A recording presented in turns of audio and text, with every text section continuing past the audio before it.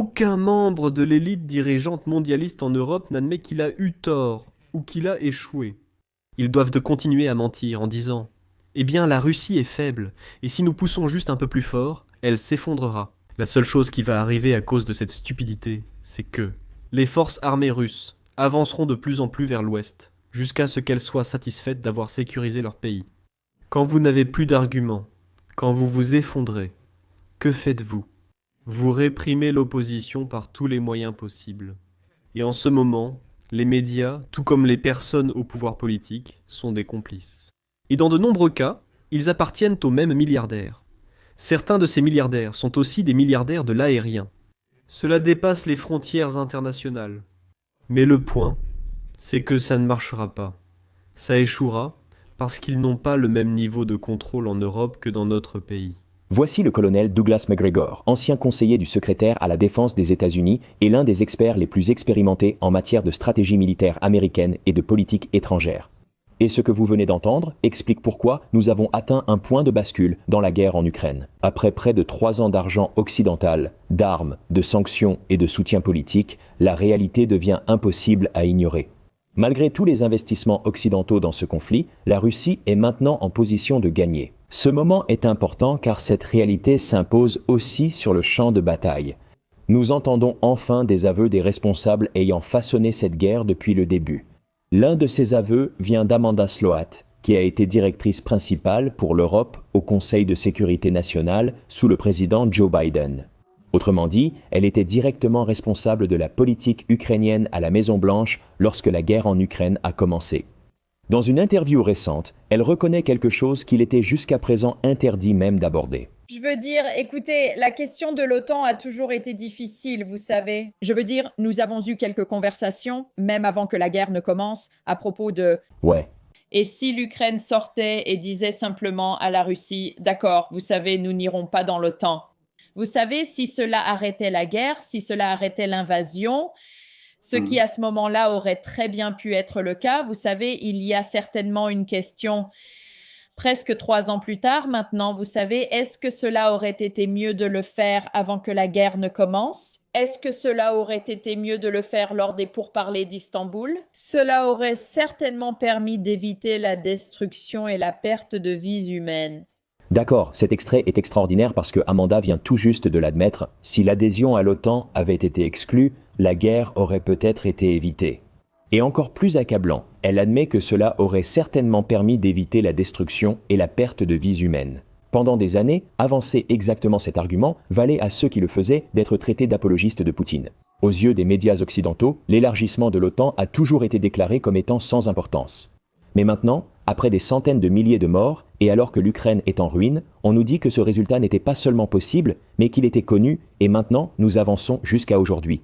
Et au lieu de changer de cap et de trouver la meilleure solution à ce désastre absolu et à cette politique étrangère, les dirigeants de l'Union européenne comme le chancelier allemand Friedrich Merz ont déclaré ouvertement que l'Union européenne prévoyait de saisir les avoirs russes pour financer l'armée ukrainienne, pendant au moins 2 années supplémentaires, tout en affirmant que cela n'est pas fait pour prolonger la guerre, mais pour y mettre fin le plus rapidement possible. Ce sont le genre de déclarations que les futurs livres d'histoire auront du mal à expliquer. Aujourd'hui, avec le colonel McGregor, nous analysons la situation de la guerre, les raisons de la fermeture des issues diplomatiques et les prochaines étapes. Pour comprendre l'avenir de la guerre en Ukraine et ce qui se passera en 2026, regardez cette interview. Commençons, d'accord. Je souhaite à nouveau la bienvenue au colonel Douglas McGregor, invité régulier de la chaîne. Et un véritable expert qui apporte un excellent éclairage sur tout ce qui se passe, vous savez, dans le monde entier. Colonel, je souhaite débuter aujourd'hui en évoquant la Russie et l'Ukraine, un conflit déjà souvent abordé.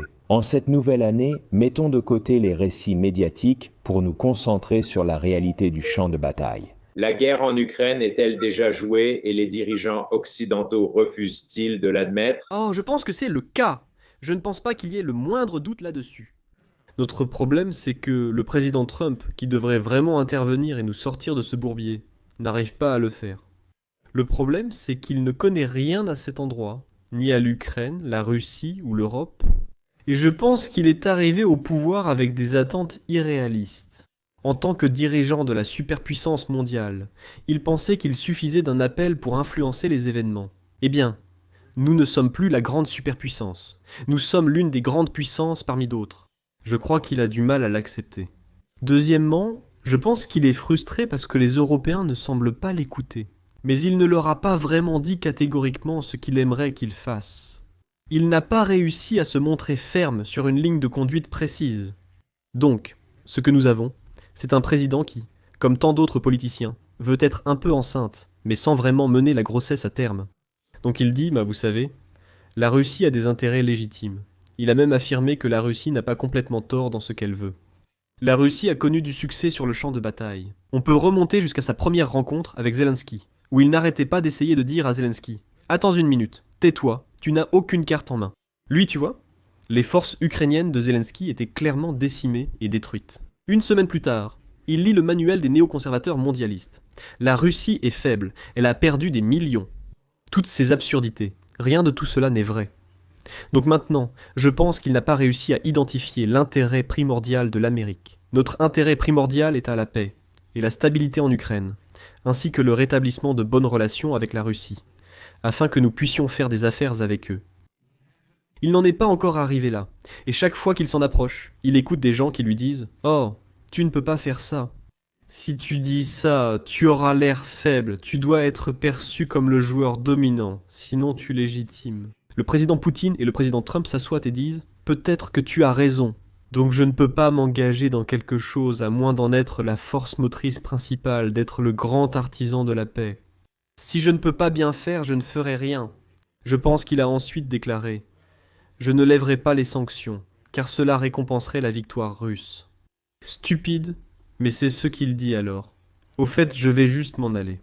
Si vous, Européens, voulez continuer à intervenir, dites-le moi. Je vous vendrai l'équipement et vous pourrez me payer. Eh bien, c'est un peu ridicule de dire ça aux Européens. Tout d'abord, ils n'ont pas d'argent, et l'équipement que les Ukrainiens veulent n'arrivera pas avant des années. Et tout cela est absurde. Alors il a maintenant tourné son attention vers le Venezuela. En attendant, il présente une soi-disant nouvelle stratégie de sécurité nationale. Ce n'est qu'une série d'affirmations. Eh bien, je ne pense pas que nous allons entrer en guerre avec la Chine. Cela n'arrivera pas.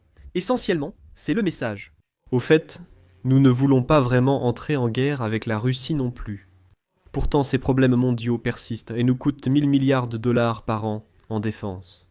Et au fait, nous avons décidé d'attaquer le Venezuela. Quel document incroyable, vous savez, ça n'a aucun sens, c'est juste des absurdités incohérentes. Oui, colonel, je vais parler d'un tweet que vous avez récemment publié et mentionné. De nombreux journalistes allemands rentrent maintenant d'Ukraine et ils rapportent que la majorité des Ukrainiens veulent la fin de cette guerre.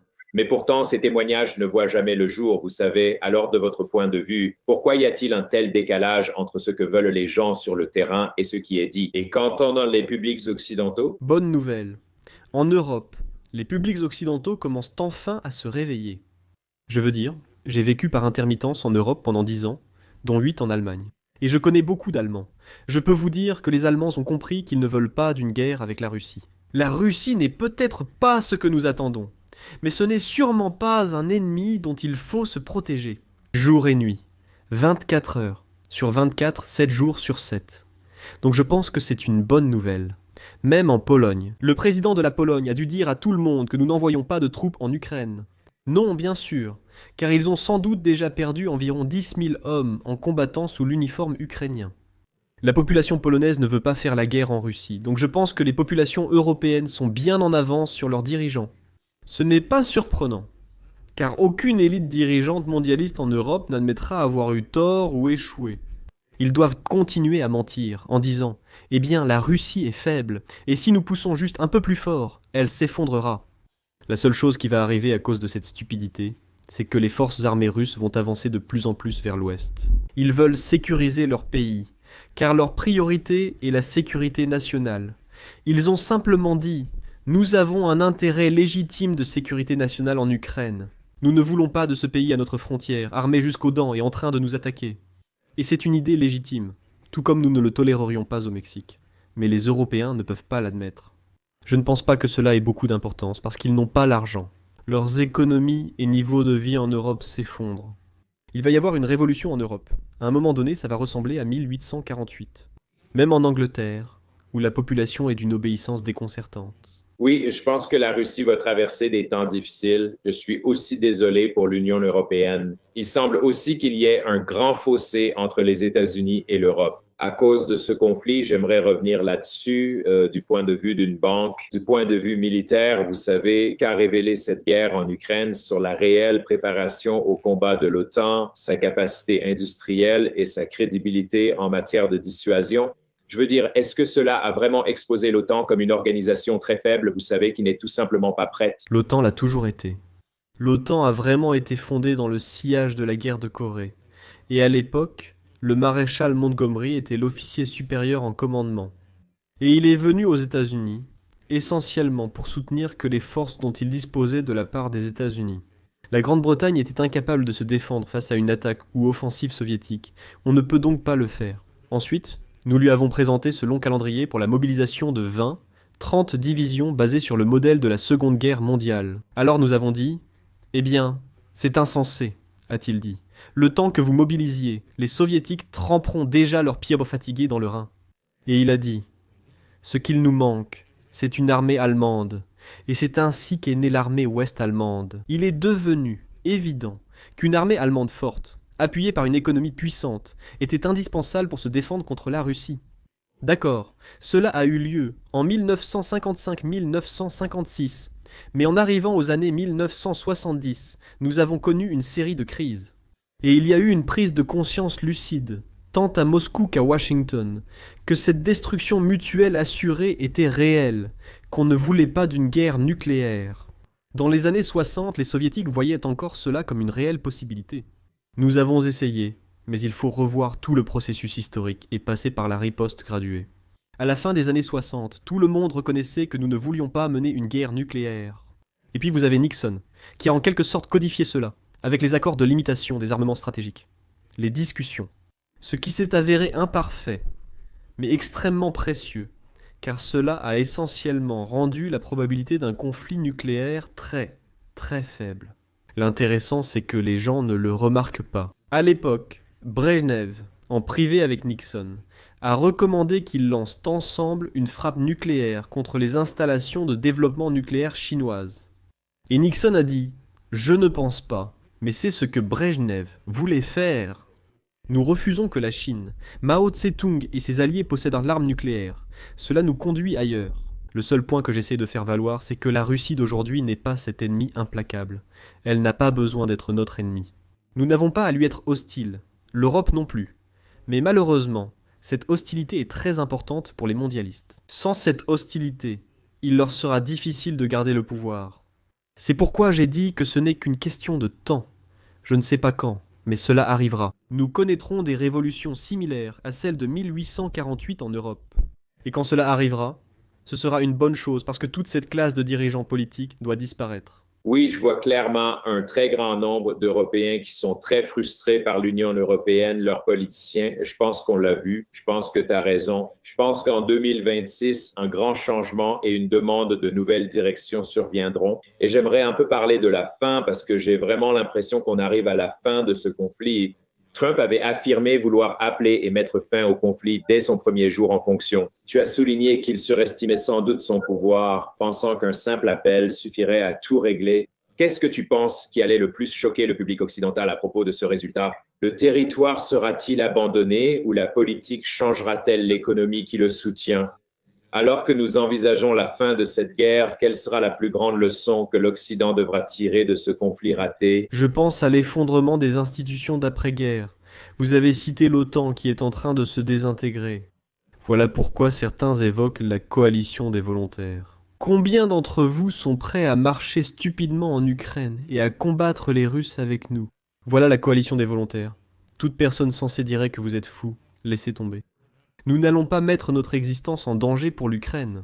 L'Ukraine n'a jamais été un atout stratégique important pour nous. Nous ne mènerons pas cette guerre. La première chose à disparaître sera sans doute l'OTAN. Partira-t-elle discrètement ou bruyamment? Cela pourrait finir par être l'une de ces situations où il ne reste que des bâtiments vides et où personne ne dit vraiment grand-chose officiellement. Mais cela n'a plus d'importance. L'autre institution qui est condamnée, c'est l'Union européenne et l'Union européenne. L'Union européenne suit une mauvaise voie depuis longtemps. Les actuels dirigeants font du Leyen et c'est fou à Calas. Ils veulent créer un gouvernement supranational imposant ses règles à toute l'Europe, en traitant de la même façon tous les Européens, intérêts, peuples et économies du continent. Et toute personne qui résiste finit par être traitée de traître. Vous l'avez vu récemment, ces derniers jours. Le colonel Jacques Beau, un officier suisse très très compétent. Un officier du renseignement brillant, qui a tenté à plusieurs reprises d'expliquer la réalité aux Européens, selon ses connaissances sur la Russie et le champ de bataille en Ukraine. Il était maintenant sous le coup d'une interdiction de voyager. On cherche à le réduire au silence. Il n'est pas le seul, il y en a plusieurs autres. Quand vous n'avez plus d'arguments et que tout s'effondre, que faites-vous ? Vous réprimez l'opposition par tous les moyens possibles. Actuellement, les médias et les responsables politiques sont complices. Et dans de nombreux cas, ils appartiennent aux mêmes milliardaires. Certains de ces milliardaires sont aussi des milliardaires de l'aérien. Cela dépasse les frontières internationales. Mais le point c'est que ça ne marchera pas, ça échouera, parce qu'ils n'ont pas le même niveau de contrôle en Europe qu'ils ont dans notre pays. Colonel, une dernière question sur ce conflit Russie-Ukraine avant que nous passions au Venezuela et en parlions. Mais je veux savoir, vous savez, d'après votre vaste expérience militaire et en regardant les chiffres, nous voyons le champ de bataille. Je pense que presque tout le monde est arrivé à la conclusion que la Russie est en train de gagner cette guerre d'usure. Que voyez-vous pour 2026 concernant la fin de cette guerre? Savez-vous comment cela se passe? Le voyez-vous? Va-t-on enfin voir une concession territoriale et une nouvelle frontière tracée? Est-ce qu'on va en arriver au point où l'on va simplement redessiner cette frontière? Et vous savez, ce qui est l'Ukraine restera l'Ukraine et ce qui est la Russie restera la Russie. Est-ce qu'on va en arriver là? Je sais, je vous demande un peu de vous projeter dans l'avenir, ici. Gardons à l'esprit qu'on estime maintenant que 18 millions de soldats ukrainiens sont morts et que le taux de mortalité a augmenté. Le nombre de morts a augmenté au cours du dernier semestre. De plus, comme l'armée s'est désintégrée, vous savez, les Russes n'ont pas été arrêtés ou stoppés. Ils ont simplement progressé petit à petit, parce que le point de vue à Moscou primait. Nous, Russes, ne voulons pas subir de pertes inutiles. Nous ne voulons pas non plus tuer inutilement d'autres Slaves orthodoxes ukrainiens. Mais ils en sont maintenant à un point où ils réalisent qu'ils vont devoir avancer. Je crois qu'ils ont conclu qu'ils devront remonter jusqu'au Dniepr et prendre Odessa. Odessa continue d'être une source de mercenaires, de technologie et d'équipements qui affluent pour soutenir les Ukrainiens. Nous subventionnons et aidons à financer des mercenaires avec le Military Intelligence, 6. Et d'ailleurs, le Mossad est également impliqué là-bas pour maintenir Zelensky au pouvoir. Nous sommes désespérés maintenant. J'ignore à quel point le président Trump est informé de tout cela. La Central Intelligence Agency, hors de contrôle depuis longtemps, est profondément impliquée dans cette affaire. Ils pourraient maintenant détourner l'attention, car le Venezuela est vraiment leur affaire. Ils essaient de renverser ce gouvernement depuis combien de temps ? 20 ans. Donc, de toute façon, je pense que tout cela se terminera avec le contrôle russe d'Odessa, la Russie contrôlant Kharkov, et le contrôle russe de la plupart des territoires à l'est du fleuve Dniepr. Alors, est-ce que quelqu'un viendra ensuite de l'Europe pour essayer de tracer une ligne, de créer une frontière acceptable ? Je ne sais pas, je pense que c'est ce qui doit arriver, franchement. La Lituanie, la Pologne, la Slovaquie, la Hongrie, la Roumanie, ainsi que l'Allemagne, ils doivent tous s'asseoir ensemble. Ils doivent s'arranger avec les Russes. Et je pense que cela va bientôt arriver. Cela se fera-t-il l'an prochain ? Je l'ignore. Mais en ce moment, les Russes ont peut-être perdu 120 000, 130 000 tués contre 18 millions d'Ukrainiens. Ce qui vous montre à quoi ressemble le taux d'échange. Et je pense que les Russes sont clairement intéressés à mettre fin à cela.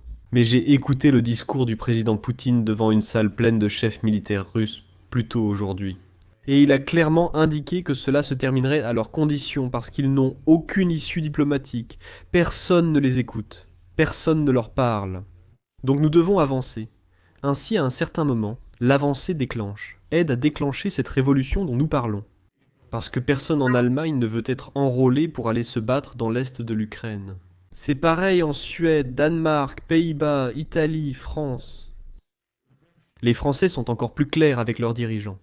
Nous n'irons pas, nous n'avons tout simplement aucune intention d'y aller. Tous ces pays ont des ennemis à l'intérieur de leurs frontières. Je veux dire, si vous parlez à un Français ou à un Allemand, il dira que l'ennemi est déjà à l'intérieur des portes, il est déjà ici. Ces millions de personnes entrées dans le pays sans jamais être voulues. Parce qu'on disait que refuser, c'était être un nazi maléfique. Nous avons dépassé ces absurdités de nazis maléfiques. Ils font face à une criminalité généralisée et à des comportements terribles. Et ils disent, écoutez, ces gens doivent foutre le camp d'ici. Ils ne seront jamais européens. Ils ne veulent pas être européens. C'est vrai. Donc c'est la prochaine guerre. Ce truc dans l'est de l'Ukraine va juste s'essouffler, s'essouffler, s'essouffler. Et il disparaîtra des actualités. Et on le traitera comme on l'a fait. Vietnam, j'ai vécu tout ça.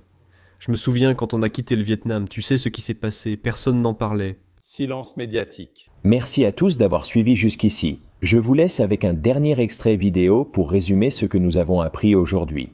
Le professeur américain John Mearsheimer a récemment rejoint Piers Morgan et exprimé ce que beaucoup pensent tout bas. En observant la guerre conventionnelle, on a l'impression que Poutine va gagner. Malgré le fait que nous ayons maintenant adopté ce vaste paquet d'armes pour l'Ukraine, il est probable que Poutine l'emporte. Pourquoi cela ne serait-il pas une chose terrible pour l'Amérique et l'Occident? Vous devez hiérarchiser les menaces auxquelles vous faites face dans le monde. Et la réalité, c'est que ce qui se passe en Ukraine n'a pas tant d'importance pour les États-Unis. Je sais que pour vous, c'est vital. L'idée que n'importe quel pays défendu par l'Occident puisse perdre est une défaite majeure et aurait des conséquences catastrophiques. Vous avez ressenti pareil lors de notre retrait d'Afghanistan. Je pense que si vous regardez l'histoire de la politique étrangère américaine, il est très difficile de soutenir que notre objectif principal a été de protéger la liberté et la démocratie. Les États-Unis ont une longue histoire de renversement de démocratie à travers le monde et nous avons aussi une longue histoire de soutien à certains des plus grands dictateurs du monde. Donc, cette idée selon laquelle nous sommes là pour protéger la liberté et la démocratie et que c'est notre objectif principal, à mon avis, ne correspond pas à la réalité. Et comme nous l'avons fait de façon constante au cours des 3 dernières années, nous continuerons à rapporter tous les détails de la guerre en Ukraine et des autres grands événements géopolitiques dans le monde, pour nous aider tous à mieux comprendre le monde dans lequel nous vivons. Comme toujours, je tiens à vous remercier tous pour votre soutien incroyable et j'ai hâte de vous retrouver très bientôt dans notre prochaine vidéo.